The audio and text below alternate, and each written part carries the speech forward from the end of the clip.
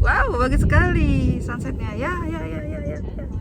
Ya, hilang. Tapi Dedi nggak kelihatan nih di sini nih. Tidak perlu, tidak penting, penting lah. Aku tuh mau buka sesi netizen bertanya, Natalia Ardianto menjawab. Tapi Natalia Ardiantonya nggak kelihatan. So kali ini kita akan bicara soal kesehatan reproduksi wanita. Apa sih, random banget nih isi YouTube, macam apa, random sekali. Jadi ini kita lagi di jalan, aku mau vaksin HPV yang kedua. Yang pertama udah 2 bulan yang lalu. Bener gak sih, Det? 2 bulan yang lalu? 3 bulan ya, Det? Ya nggak ingat aku juga sih. Jadi berdasarkan dari referensi si dokter, aku tetap disarankan untuk mengikuti menjalani vaksin untuk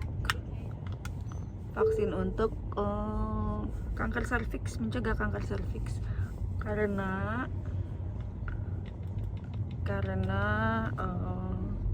katanya itu rentangnya masih banyak, jadi meskipun sudah seksual aktif masih tetap efektif juga, dan juga ada faktor-faktor keturunan yang mungkin jadinya lebih berisiko. Jadi sama dokter disarankan untuk vaksin gitu. Nah, vaksinnya ini waktu aku vaksin pertama kali itu efeknya nggak, berasanya cuman kayak pegel gitu di tangan sebelah kiri. Terus katanya sih makin lama tuh efeknya juga nggak makin berasa gitu. Terus kalau untuk selain itu yang perlu dicek setiap tahun adalah aku biasa medical check up. Jadi kalau medical check up tuh dicek tuh ada miomnya nggak. Terus ada satu lagi apa deh yang selain miom? Namanya apa deh? HPV. Bukan. Yang mirip miom satu lagi. Aduh, apa sih? Kista. Ya, kista. Jadi dicek tuh ada kistanya nggak, ada miomnya nggak gitu. Karena kalau misalkan masih kecil, masih jauh lebih mudah lah ditangani, bisa cuman pakai minum obat yang diminum aja tuh dia bisa. Tapi kalau misalkan udah terlalu gede itu kan udah susah ya, udah mesti dioperasi segala gitu. Jadi sangat penting untuk kita bisa ngecek reproduksi. Terus juga kalau misalkan punya pasang kontrasepsi itu juga dicek ya, paling lama tuh kan 10 tahun. Jadi jangan lebih bener gak sih 10 tahun? 5 tahun nih, 5 tahun. 5 tahun malah, 5 tahun. Jadi jangan sampai lebih dari 5 tahun itu nggak dicek, nggak diganti, apalagi nanti kebobolan ya kan. Apa? Bisa menyebabkan kanker. Iya, itu yang lebih bahaya itu kalau menyebabkan kanker gitu. Nah, aku dari semenjak anak yang kedua lahir langsung tuh minta dokter pasang IUD. Jadi IUD itu alias spiral ya, mungkin yang kalau orang awam paham itu. Jadi ceritanya kan waktu itu waktu abis lahir anak pertama pun aku sebenarnya udah minta, dok aku mau pasang IUD gitu ya. Terus kata dokternya, wah ini masih terlalu cepet bu, nanti aja gitu kan. Udah nih, oh gitu, ya udah gitu.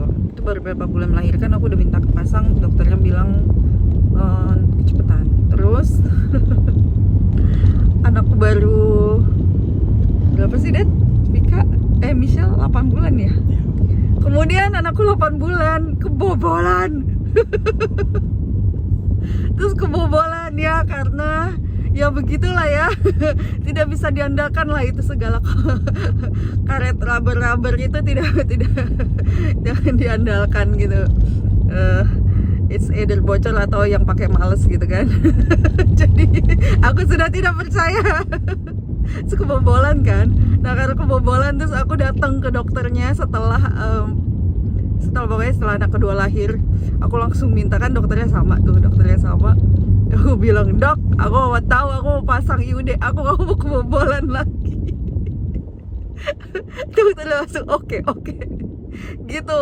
Jadi dari abis anak kedua lahir udah beres lah ya, luka-luka sesar dan segala macam gitu kan, pokoknya udah bisa dipasang. Aku langsung minta pasang, jadi aku nggak mau berhubungan sebelum aku pasang IUD. nggak mau kebobolan lagi gitu. Jadi aku kayak udah, aku nggak mau gitu.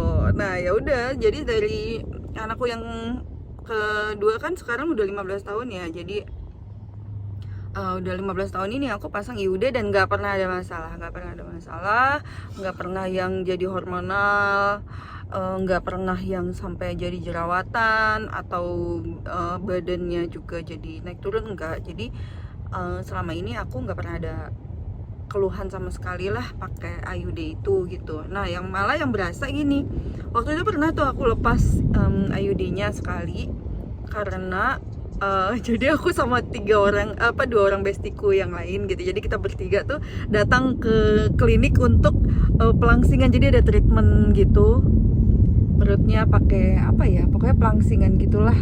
Nah itu, aduh ada telepon lagi, apa tuh Det? Terus jadi pesan apa? Siapa?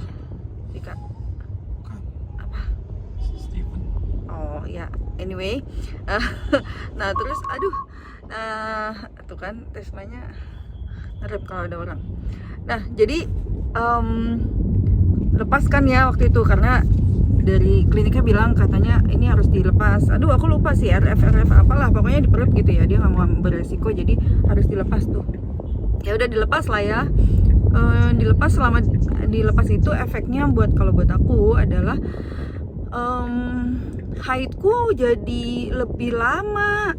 Maksudnya lebih lama tuh dalam arti gini, biasanya kalau aku pakai IUD itu haidku itu yang banyak-banyaknya itu 3 hari lah palingan gitu. Jadi 2 hari di awal tuh sedikit banget, terus 3 hari enggak sih, malah pokoknya total cuman 5 hari deh kalau nggak salah ya.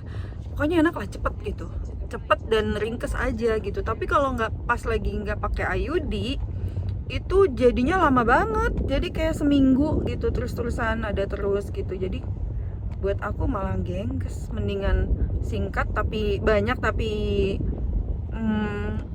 cepet daripada lama tapi sedikit gitu.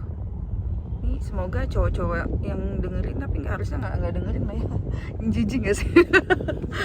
Membayangkan gitulah pokoknya ya. Tapi bagus juga sih kalau bapak-bapak mendengar buat kesehatan reproduksi istrinya ya kan, jadi lebih aware. Mungkin juga teman-teman yang lagi mencari-cari kontrasepsi yang efektif, kalau aku sih sangat menyarankan spiral IUD ini karena ada efek samping dan enak sih, praktis, cuman tiap 5 tahun sekali aja gantinya gitu.